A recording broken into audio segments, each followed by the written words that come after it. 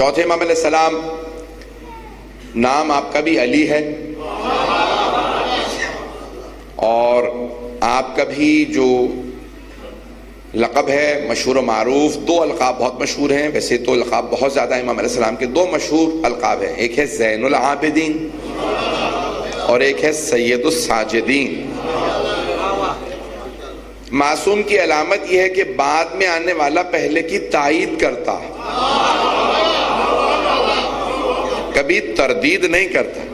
معصوم ایک دوسرے کردار کی تردید نہیں کریں گے، یہ دنیا دار لوگوں کی عادت ہے، ہر آنے والا بعد میں پچھلے کی تردید کرتا ہے۔ بات پہنچ رہی ہے میری؟ تو اب یہ چوتھے امام علیہ السلام کے القاب ہیں اور بڑا مشہور معروف لقب ہے سجاد۔ چھٹے امام سے پوچھا کہ مولا آپ کے دادا کا لقب سجاد ہے تو سجاد انہیں کیوں کہا گیا؟ تو آپ نے بحار الانوار میں روایت ہے کہا کہ سجدے کرنے سے پیشانی پہ نشان بنتے ہیں، بہت زیادہ سجدے کرنے سے پیشانی پہ سجدے کا نشان بن جاتا ہے، تو اسے کہتے ہیں یہ ساجد ہے۔ لیکن امام ساتوں اعضاء پہ اتنے طولانی سجدے کرتے تھے کہ آپ کی ہتھیلیوں پہ، گھٹنوں اور پاؤں پہ بھی نشان تھے، کہ اس لیے آپ تھے سجاد۔ اب بات پہنچ رہی ہے میری؟ اس لیے امام کو کہا جاتا ہے سجاد۔ ساجد اسے کہتے ہیں جس کے جو پاک زمین تلاش کرتا پھرے میں سجدہ کر لوں، اور سجاد اسے کہتے ہیں جس کے سجدے کی زمین منتظر ہو۔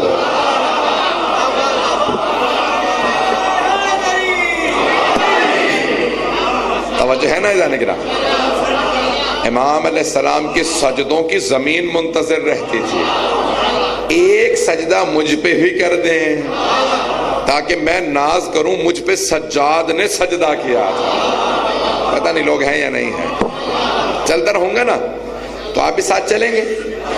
تو امام علیہ السلام کے سجدوں کی زمین منتظر رہتی تھی کہ جب امام کا سجدہ ہوتا، اور کیسے کیسے سجدے، عزیزان گرامی انسان سکون کی حالت میں سجدہ کرتا ہے، جب انسان اچھی حالت میں ہو تو سجدہ کرتا ہے۔ چوتھے امام نے مصائب میں بھی سجدے کیے۔ میں آخر میں ایک جملہ پیش کروں گا اگر انشاءاللہ یاد رہے، لیکن شاید ابھی پیش کر دوں کہ آپ پوری دنیا میں حالات دیکھیں، موجودہ حالات کے تناظر میں پیش کر رہا ہوں۔ کل میں نے شیخ قاسم سلیمانی میں پیش کیا تھا، کیونکہ وقت نہیں ہوتا بعض اوقات، میں کل پرسوں میں جلدی اگر آ جاؤں تو میں تفصیل سے اور پیش کروں گا۔ دنیا میں آپ جتنے حکمران ہیں، پاکستان میں ہوں کہیں چلے جائیں، آپ سب سے ایک ہی شکوہ سنیں گے، میرا قصور نہیں ہے، حالات اچھے نہیں تھے، حکومتی خزانے خالی ہیں، ملک میں حالات خراب ہیں، خانہ جنگی ہے، میں کیا کر سکتا ہوں؟ لیکن اتنے حالات کسی کو خراب نہیں ملے ہوں گے جتنے چوتھے امام کو۔ اگر پہنچا پا مصائب نہیں ہے، یہ ہے تو مصائب، لیکن میں مصائب نہیں پڑھ رہا۔ چوتھے امام نے امامت کب سنبھالی؟ عصر عاشور میں، جہاں باپ کا لاشا پڑا تھا، پھپھیوں کی چادریں چھینی جا رہی تھی، لیکن چوتھے امام کی عظمت یہ ہے کہ اس حالت میں امامت کو سنبھالا، خزانے خالی نہیں، امام خود قیدی ہیں، ان حالات میں امامت کو سنبھالا، لیکن پھر بھی کہا پروردگارا میرا کوئی تجھ سے شکوہ نہیں، میں شکر بجا لاتا ہوں کہ تو نے جو عظمت ہم آل محمد کو دی ہے وہ کسی اور کو عظمت نہیں عطا کی۔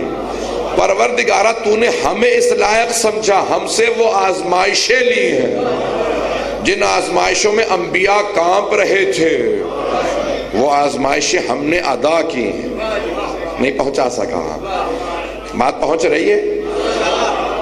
انبیاء میں جب بھی صبر کی بات آتی ہے تو حضرت ایوب کا تذکرہ آتا ہے، جو جناب یوسف کے داماد تھے۔ جناب یوسف کی دو بیٹیاں تھیں، ایک بیٹی کا نام تھا رحمہ، ان کے شوہر تھے جناب ایوب، جناب یوسف کے داماد۔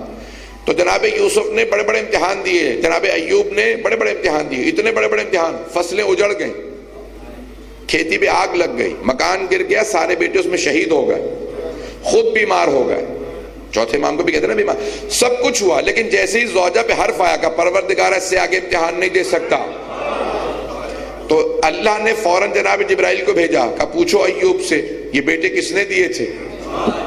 کہا پروردگارہ تو نے. کہا فصلیں کس نے دی تھی؟ کہا پروردگارہ تو نے. کہا یہ باغات کس نے دیے تھے؟ کہا پروردگارہ تو نے. کہا اتنا بڑا گھر کس نے دیا تھا؟ کہا پروردگارہ تو نے. کہا صحت کس نے دی تھی؟ کہا پروردگارہ تو نے.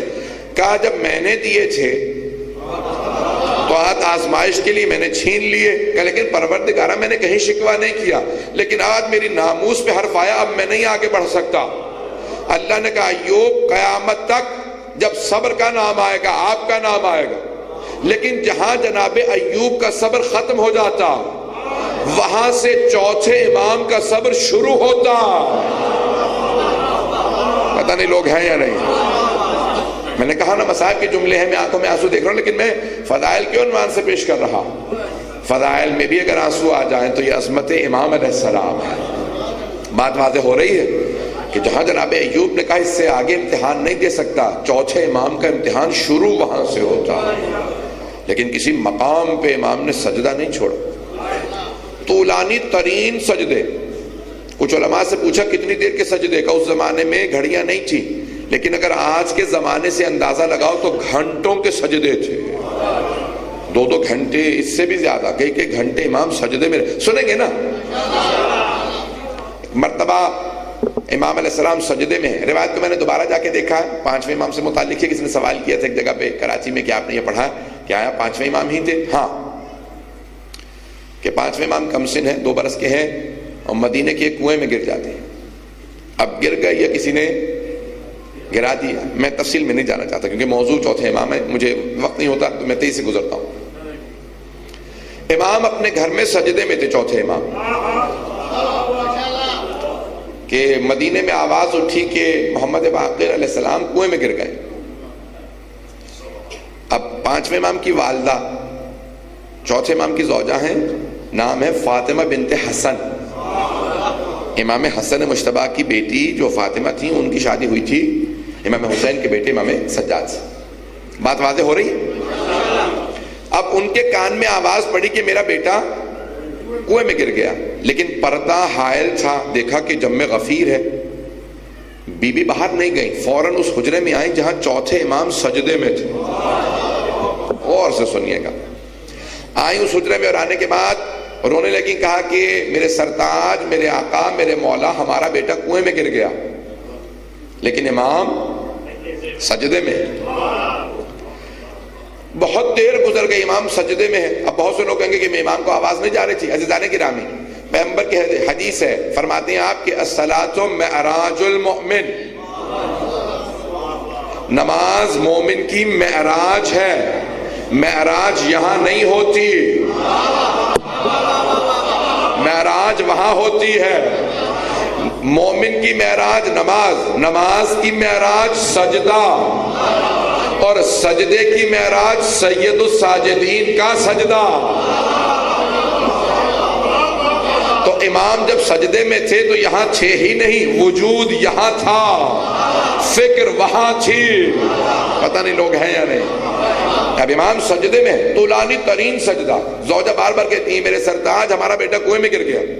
بہت دیر بعد امام سجدے سے اٹھے, فوراً اپنی زوجہ سے پوچھا کیا بات ہے کنیز خدا, آنکھوں میں آنسو ہیں؟ تو انہوں نے کہا کہ مولا ہمارا بیٹا کنویں میں گر گیا. تو آپ نے فوراً کہا آنسوؤں کو صاف کر لو, میں ابھی بیٹے کو لے کے آتا ہوں. بھئی وہ بھی کوئی عام بی بی نہیں تھی, انہوں نے فوراً آنسوؤں کو صاف کر لیا. پورا یقین تھا جب امام نے کہہ دیا لے کے آتا ہوں, اس کا مطلب ہے بیٹا صحیح و سالم ہے. بھئی وہ عام بی بی نہیں ہے. چلے جو ابھی تک نہیں پہنچے انہیں پیش کر دوں کہ کون بی بی ہے. عام بی بی نہیں ہے. جب امام نے کہا نا میں ابھی آنسوؤں کو صاف کر لے, میں ابھی بیٹے کو لے کے آتا ہوں, وہ بالکل مطمئن ہو گئی, رونا بند کر دیا. کیوں؟ کیونکہ وہ ہے امام کی بیٹی, امام کی پوتی, امام کی بھتیجی, امام کی زوجہ, امام کی ماں, امام کی دادی. ہر طرف سے امامت میں گھرے تھی, عام بی بی نہیں تھی کہ جن کے ہر رشتے میں کوئی نہ کوئی امام ہو. بات پہنچ رہی ہے نا؟ بس ایک مرتبہ امام چلے. میں اپنے انداز سے پیش کرنا چاہ رہا ہوں امام کیسے چلے ہوں گے. سننا چاہیں گے؟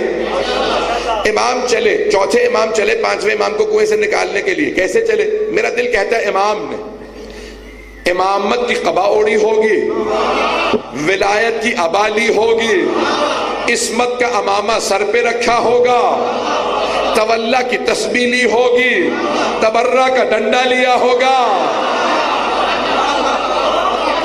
نالین زیب تن کیے، امام چلے، زمین قدموں کے بوسے دینے لگی، آسمان سر پہ سایہ کرنے لگا، جہاں سے لبیک کی صدائیں آنے لگیں۔ ایک مرتبہ امام چلے، جیسے ہی گھر کا دروازہ کھلا سب مدینے والے راستہ بنانے لگے، ارے امام آ گئے ہیں، سید سجاد آ گئے ہیں، راستہ خود بخود بننے لگا، امام کنویں تک پہنچے، اب راستے میں باتیں ہونے لگی، سب کے سب کہہ رہے ہیں ارے اتنی دیر سے آئے ہیں، بچہ تو مر چکا ہوگا، اب آنے کا فائدہ۔ امام کنویں کے پاس پہنچے، ایک مرتبہ دونوں ہاتھ بڑھانے کے بعد کہا پانی میری امانت لوٹا دے۔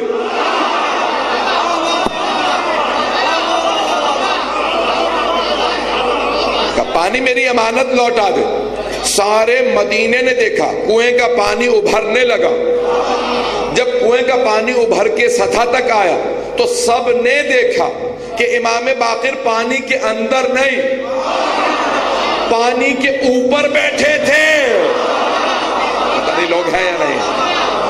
یہ امامت ہے، یہ ولایت ہے، یہ کوئی عام ہستی نہیں، یہ کوئی عام بچہ نہیں ہے۔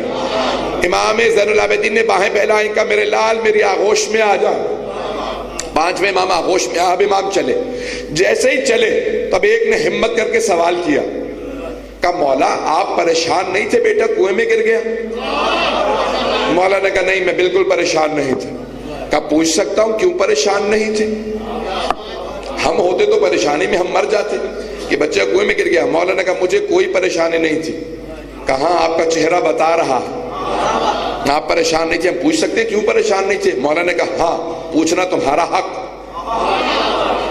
کہ میں اس لیے پریشان نہیں تھا جب میں نے اس کے سجدے میں خیانت نہیں کی۔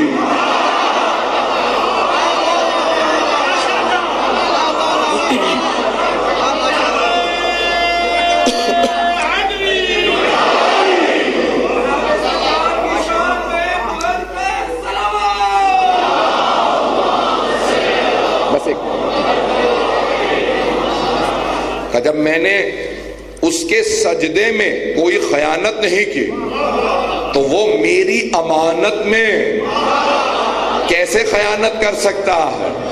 اب سمجھ میں آیا سید الساجدین کا سجدہ۔ عزیزان گرامی پیش کرنا چاہ رہا ہوں، امام کے سجدوں کے علاوہ آپ کی دعائیں بڑی مشہور ہیں۔ دعائیں مشہور ہیں نا امام کی؟ آپ کی دعاؤں کے مجموعے کا نام ہے صحیفہ سجادیہ۔ صحیفہ سجادیہ اگر سننا چاہیں گے تو پیش کروں گا۔ ہم میں سے دیکھیں ایک جملہ کہوں گا، مجھے نہیں معلوم پہنچا پاؤں یا پہنچا نہ پاؤں، پھر بھی جملہ کہوں گا، دیکھتا ہوں کہ آپ کا حسن سماعت کتنا بلند ہے۔ دیکھیں منفی سے منفی نکالنا،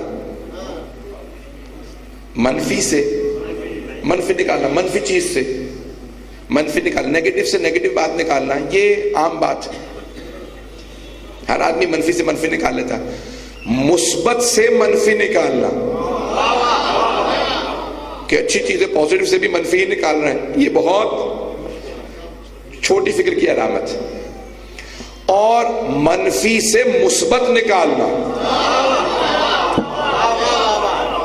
یہ بہت عظمت کی علامت ہے کہ منفی چیز ہے اس میں سے مثبت نکالنا۔ میں پیش کر رہا ہوں عزیزان گرامی، اب آدمی کوئی بیمار ہو پریشان ہو تو بیماری پریشانی منفی شے ہے۔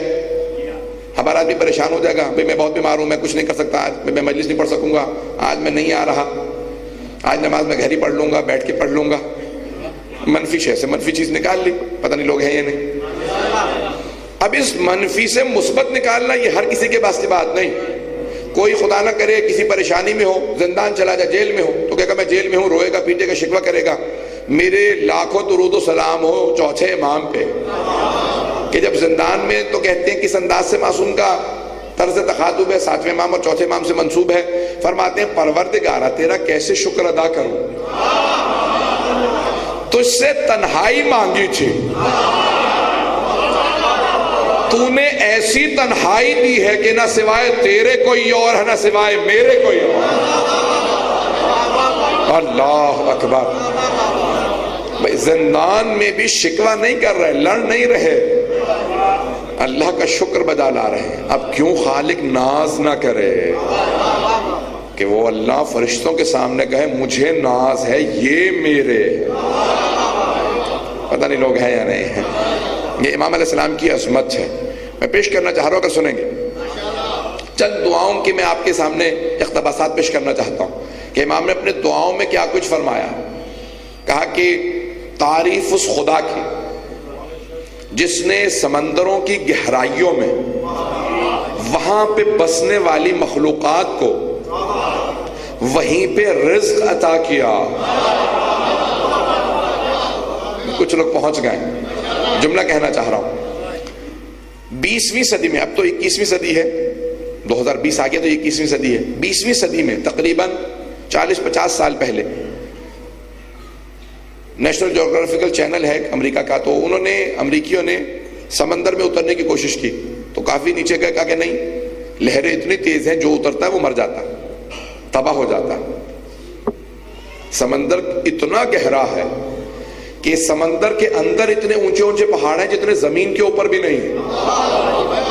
میں ابھی تک نہیں پہنچا پا رہا بات۔ سمندر بہت گہرا ہے، گھبرا تو نہیں رہے؟ میں نے سائنس کا درس نہیں شروع کر دیا، مجھے امام کی عظمت کو پیش کرنا۔ غور سے سنیے گا، میرا آپ سے وعدہ ہے آپ کا ایمان بڑھ جائے گا، اپنے اندر تقویت محسوس کرے۔ عزیزان گرامی، اب وہ سائنسدان کہنے لگے بھی کیا کیا جائے؟ وہ کہا نہیں، ہم سمندر کی گہرائیوں تک جانا چاہتے ہیں، آج تک کوئی پوری تہ تک نہیں جا سکا۔ تو انہوں نے بہت سمندروں کی گہرائیوں میں مختلف جگہوں پہ جانا شروع کیا، پھر دیکھا کہ وہاں پہ بھی مچھلیاں۔ پھر انہوں نے بہت بڑے بڑے کیمرے نیچے اتارے کہ انسان تو نہیں جا سکتے، کیمروں سے معلوم کیا جائے، دیکھا چھوٹی چھوٹی مچھلیاں نہیں ہے لوگ کا اتنی گہری ہے سمندر، اتنا گہرا ہے کہ اتنی گہرائی میں کئی کلومیٹر نیچے چھوٹی مچھلیاں، اگر وہ اوپر آنا چاہیں تو لہریں تیز ہیں، ویسے ہی مر جائیں گی مچھلیاں، لہروں کی وجہ سے مچھلیاں چھوٹی ہیں، اور اگر آئیں بھی تو ایک مرتبہ اوپر آنے میں انہیں کئی مہینے لگ جائیں گے، کیونکہ کئی کلومیٹر ہیں، چھوٹی مچھلیاں تو کئی مہینے لگ جائیں گے۔ تو بھی سانس کیسے لیتی ہیں؟ نہیں ہے مجمع۔ اور یہ رزق کہاں سے لیتی ہیں؟ سانس کے بغیر، آکسیجن کے بغیر کوئی جانور جو زندہ ہے وہ زندہ نہیں رہ سکتا۔ تو انہوں نے تحقیقات شروع کی، پتہ چلا زمین کے اندر سے انہیں رزق ملتا ہے، زمین کی گہرائیوں میں کچھ ایسے پودے ہیں جس سے آکسیجن نکلتی ہے، وہ مچھلیاں وہاں سے لے لیتی ہیں، کچھ مچھلیوں کے اپنے جسم سے آکسیجن نکلتی ہے، اسی کو کھاتی ہیں۔ پتہ نہیں لوگ ہیں یا نہیں۔ سائنس نے 20ویں صدی میں جا کے معلوم کیا وہ مچھلیاں اوپر نہیں آتی، وہ وہیں رزق پاتی ہیں۔ چوتھے امام نے 1400 سال پہلے دعا میں کہا، پروردگارا تعریف تیری کہ تو نے سمندروں کی گہرائیوں میں بسنے والی مخلوقات کو وہیں پہ رزق دیا، وہ اوپر نہیں آتی، وہیں رہتی ہے۔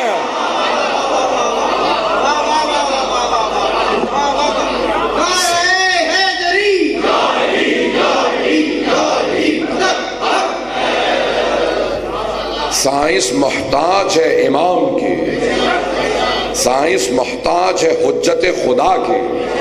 حجت خدا کسی کا محتاج نہیں، جو محتاج ہو وہ حجت خدا ہی نہیں۔ پتہ نہیں لوگ پہنچ رہے نہیں پہنچ رہے۔ یہ امام کی عظمت ہے، جو محتاج ہو، جو علم کی کمی رکھتا ہو وہ امام نہیں ہو سکتا۔ امام سے کسی بھی زبان میں سوال ہو، نہیں پہنچا پا رہا ہوں، کسی بھی زبان میں سوال ہو امام اسی زبان میں جواب دیتے، کسی بھی لہجے میں سوال ہو امام اسی وقت جواب دیتے۔ جو علم کا جواب نہ دے پائے وہ امام نہیں ہوتا۔